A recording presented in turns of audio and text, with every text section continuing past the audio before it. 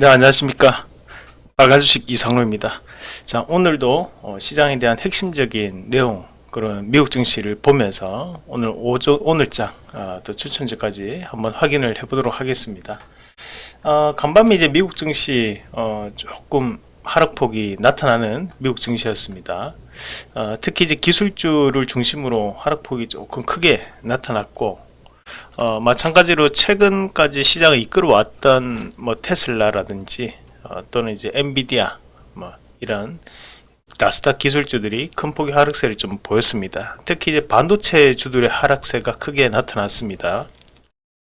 어플라이드 머티리얼즈라든지 또는 이제 랩리서치, 브로드컴, AMD, 퀄컴, 엔비디아 등등 최근에 지금 보면 반도체주에 들어갔던 수급들이 조금 완화되는 양상들이 나타나기 시작하면서, 그리고 28일 엔비디아에 대한 실적 발표를 확인해 보자 라는 심리가 조금 더 강해지면서 시장의 하락폭이 나타났다라고 판단을 했습니다. 그러면서 이제 에너지주들이 강세를 좀 보였습니다. 엑슨모빌이 2.1% 강세를 좀 보여주는 모습이 나타났습니다. 전반적으로 이제 다우증시는 상승했지만 나스닥은 하락하는 움직임이 나타났는데, 우리가 이제 다우증시하고 나스닥은 이제 부과하는 방식이 좀 다릅니다. 어떻게 다르냐면, 우리가 이제 흔히 나스닥이라고 하는 것과 그리고 이제 다우증시 같은 경우, 다우증시는 이제 배당 성향이 크고 대형주 중심의 지수 평균치식을 매긴 지수고, 나스닥 같은 경우에는 우리가 이제 기술주에 대한 부분이라고 얘기를 많이 합니다. 우리가 흔히 이렇게 이제 S&P가 있고, 자, 그 다음에 이제 나스닥이 이렇게 있거든요. 우리는 이제 코스피와 코스닥이 다르지만 S&P와 나스닥은 이제 부과하는 방식이 다른 거지 일부 겹치는 부분이 존재를 하고, 이렇게 요게 이제 다우 증시입니다.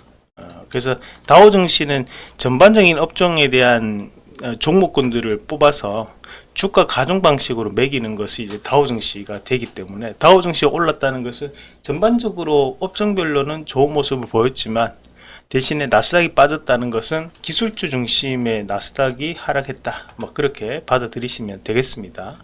그만큼 조금 수급이 기술주 중심에 대한 부분으로 몰려 있다가 그 수급이 좀 더 완화되는 양상들이 나타났고, 그런 연휴에는 엔비디아에 대한 실적 발표가 앞두고 있는 상황이고, 중동에 대한 불확실성이 확대가 되면서 지금은 에너지 가격이 유달리 튀는 모습이 나타났다고 볼 수 있습니다.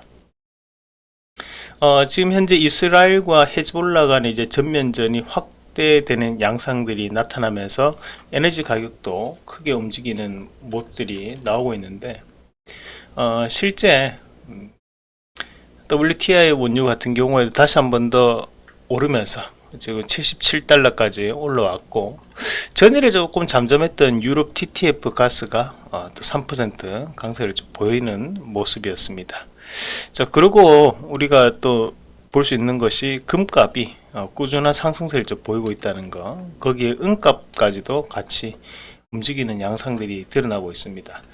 국내 지수를 한번 체크를 해 보신다면, 국내 지수는 2700포인트를 중심으로 해서 물량 소화 과정이 이어지고 있는 양상들이었는데, 전일도 이제 2700포인트를 돌파하지는 못했습니다. 다만 이제 이 2700포인트를 중심으로 저항이 있고, 그 밑에 이제 갭에 대한 부분이 있다는 것을 말씀을 드렸었는데, 지금 일시적으로 이런 갭을 일부 메꿀 수도 있다. 왜냐하면 앞에 공이 있었기 때문에, 이런 공을 항상 보면 시장은 메꿔 가면서 움직임이 나오거든요. 그럼 이제 이런 부분 자체에서 이제 변동성을 조금 오히려 주게 된다면 또 강하게 이렇게 돌파해서 넘어가는 흐름들이 나타날 때도 대단히 많습니다. 그래서 지금은 이렇게 일부 하락을 하더라도 이는 추세에 대한 부분에서는 여전히 우상향을 나올 수 있는 범위 안에 있다라고 저는 보고 있고, 코스닥 같은 경우에도 20일선은 올라타지 못하는 부분이었는데, 코스닥도 보면 하단 자체는 이제 정해져 있는 그 지지를 계속적으로 받고 있는 상황이라고 봅니다. 코스닥도 눈에 보이진 않지만 이제 저항 구간에서 밑에서 잡아주는 움직임들을 계속적으로 보이고 있는 상황이었고, 추가적인 하락이 나타난다고 하더라도 갭을 어느 정도 메꾸는 정도 안에서 나타날 수 있다고 보고, 대신에 이것도 이제 마찬가지로 바닥은 확인하고 바닥 이후에 다시 한 번 더 조금 뜬 바닥에 대한 형태를 보이면서 다시 한번 넘어갈 수 있는, 현재 240선과 480선 밑에서 움직이고 있는 자리입니다. 그만큼 우상향에 대한 움직임이 이어질 수 있다는 점을 저는 보고 있고, 다만 이제 단기적으로 지금 중동에 대한 불확실성, 그리고 엔비디아에 대한 실적 발표를 앞두고 있는 상황에서 일부 종목군들에 대한 조정은 나올 수 있다. 그리고 수급에 대한 의존도가 높다는 거, 현재는 외국인들이 시장을 이끌어 왔는데 이런 외국인들이 매도가 나타나고 있기 때문에 지금 쉽게 올라가지 못하는 모습들이 나타나고 있습니다. 과거에는 워낙 약세 기조가 유지가 됨에도 불구하고 상승했던 것은 미국이 강달러를 가지고 내재적 해지가 국내 시장에 부합됐기 때문에 우리나라에 대한 매수를 들어가면서 환차손을 상쇄할 수 있었다면, 지금은 원화가 상대적 강세를 보이고 있거든요.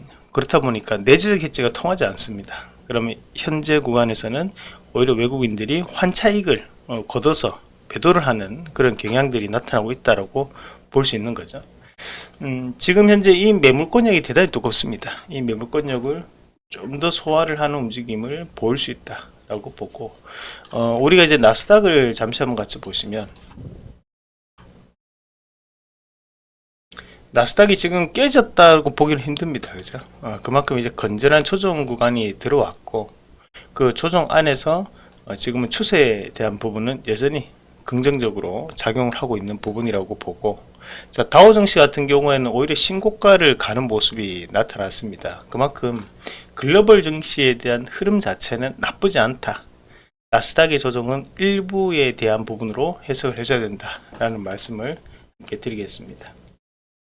자, 오늘 장에서 조금 눈여겨볼 수 있는 종목군들, 결국 중동 불확실성이 확대가 됐을 때 움직이는 것이 이제 에너지 관련주가 조금 움직임이 나오게 되고, 그리고 이제 이 지역이 홍해 지역이다 보니까 해운주들이 움직임이 좀 나오게 됩니다. 그래서 해운주에 대한 변화도 저는 있을 수 있다고 보고, 그래서 우리가 HMM이나 흥하해운 뭐 이런 해운주를 좀 더 오늘 시장에서 좀 눈여겨봐야 될 것 같아요. 최근까지는 이제 조금은 소외되어 있는 경향이 많이 나타났었거든요. 근데 이런 것들도 지금 현재 낙폭과대 이후에 갑작스럽게 좀 튀는 움직임이 보일 수 있다고 보고, 흥하인도 마찬가지죠. 지금 전일 이제 에너지 관련주는 전일 한번 강한 움직임들을 보여줬기 때문에 뭐 오늘 시장에서도 갭이 조금 크게 나타난다면 접근하기 조금 힘들거든요. 오히려 뭐 대성에너지나 GS에는 이제 천연가스 관련이고, 우리가 지금 보면 이제 흥구석유, 뭐 한국석유, 뭐 이 정도는 이제 석유 관련 기업들입니다. 그래서 물론 이제 금호석유도 있고 좀 더 우량한 종목군들이 있지만, 우리가 이제 단기 테마에 대한 움직임을 본다면 제가 말씀드렸던 종목군들 위주로 보시는 트레이딩 전략으로 대응을 하실 필요가 있습니다. 자, 그리고 이제 노바렉스라는 이제 개별주를 하나 보겠는데요. 이런 것들은 이제 우리가 보면 건강식품에 들어가는 원재료를 납품하는 기업입니다. 최근에 이제 본인들의 건강을 좀 더 신경을 써야 되는 시기고, 또 코로나가 재확산되면서 이런 이제 호흡기 질환들도 좀 많이 늘어나고 있는 상황들이다 보니까 건강기능식품에 대한 수요가 크게 늘고 있다고 합니다. 그래서 이런 노바렉스에 대한 주가적인 변화가 개별적으로 나오지 않을까라고 봤고, 그리고 이제 게임주들, 넥슨 게임즈 이런 것들은 이제 단기 낙폭가대 이후에 되돌림 파동이 조금 들어올 수 있는, 그래서 21선까지 조금 쉽게 당길 수 있는 움직임이 보이지 않을까라고 보고 대응을 해보도록 하겠습니다. 국내 증시는 전일 하락폭이 좀 나타났었기 때문에 오늘 미국 증시가 나스닥이 하락을 했다고 하더라도 영향은 조금 제한될 거라고 봐요. 오히려 오늘 장에서는 장 후반에 종가 매매를 한번 해보는 것도 좋은 전략이라는 말씀까지 함께 드리겠습니다.